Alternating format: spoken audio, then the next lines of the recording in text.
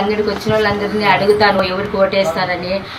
తెలుగుదేశంకే ఏంటి ఓటు అని చెప్తా ఉంటాను సార్. నేను ఇప్పుడు ఇట్లా ఎప్పటికీ ఇట్లా ప్రభుత్వం ఇంకా 5 ఏళ్ళు ఉన్నా కూడా అమరావతిని ఎంతో డెవలప్ చేస్తాడు సార్ అని అన్నీ చెప్తా ఉంటాను సార్ నేను. సార్ అమరావతి ఇంకా దొంగ వచ్చినాడు అనుకో మళ్ళా రాజధాని కూడా లేకుండా పోతుంది. ఇప్పుడు బడ్జెట్ అంతా ఇది లో బడ్జెట్లో ఉన్నాడు. మళ్ళీ అదంతా పొదుపు చేసుకొని మళ్ళా 5 ఏళ్ళ తర్వాత దిగిపోయినా పర్వాలేదని ఇంకా మామూలు రాక్షస రాజ్యం వస్తుంది. అందుకే ఇప్పుడు ప్రశాంతంగా ఉంటాము. ఎక్కడ చూసినా గొడవలు అనేటివి లేవు, స్ట్రైక్లు అనేటివి లేవు.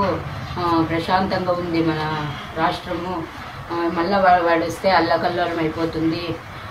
వీళ్ళు దేవతలు, వాళ్ళ రాక్షసులు అని కూడా చెప్తాను సార్ నేను ప్రతి ఒక్కరికి.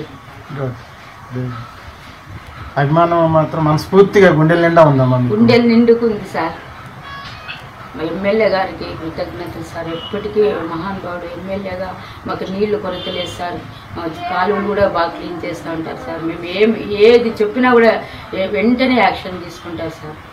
వెంటనే ఏదైనా మాకు ప్రాబ్లం ఉందనుకో, లైట్లది కానీ కాలువది కానీ ఏమన్నా ఉన్నా వెంటనే యాక్షన్ తీసుకొని వాళ్ళు నీళ్లు కానీ అంతే సార్. లేవంటే కానీ ఫ్రీ ట్యాంకర్లు వచ్చి వేసిపోతారు సార్.